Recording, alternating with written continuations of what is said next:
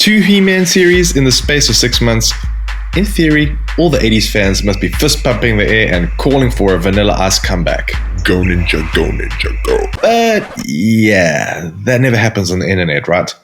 Well, if Masters of the Universe Revelation outraged the fanbase, then He-Man and the Masters of the Universe is about to add more salt to the already sensitive wounds. You see, on paper, it's the same story.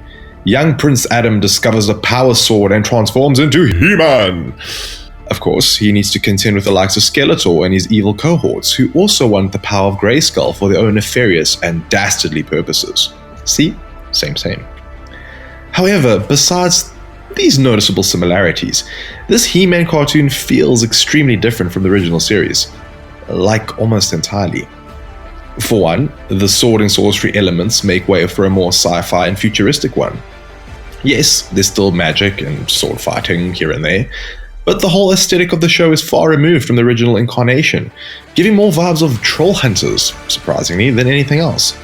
Additionally, this is no longer just about Prince Adam and Skeletor's story, but speaking of which, and without giving away too much, we do get an origin story for the old Skullhead here, which is entirely welcome.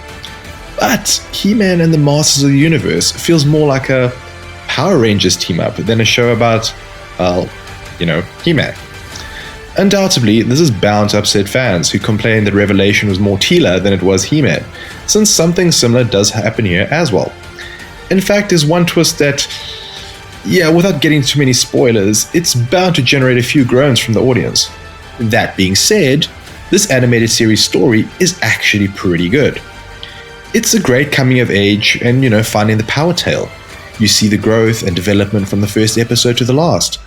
And the characters are also interesting and have their own unique arcs and journeys, making a show that has a lot of depth and potential for multiple seasons, potentially even spin-offs.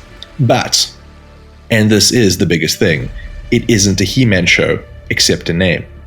Yes, there's a need for franchises to evolve and appeal to new generations of fans over time. However, this doesn't feel anything like the source material, like at all. It's unlikely that fans of the original series will be able to connect with this modern version, and it'll be interesting to see if the newer fans hop onto the Masters of the Universe bandwagon. Because if you're able to turn off the sentiment and nostalgia you might carry for the franchise, you could find a story that you'll have some fun with. However, if you're still mad at Kevin Smith for Revelation, well, be prepared to be angry all over again. It really seems like He-Man you remember from the 80s is not coming back anytime soon. Thank you for watching, and don't forget to like, share, and subscribe to our channel.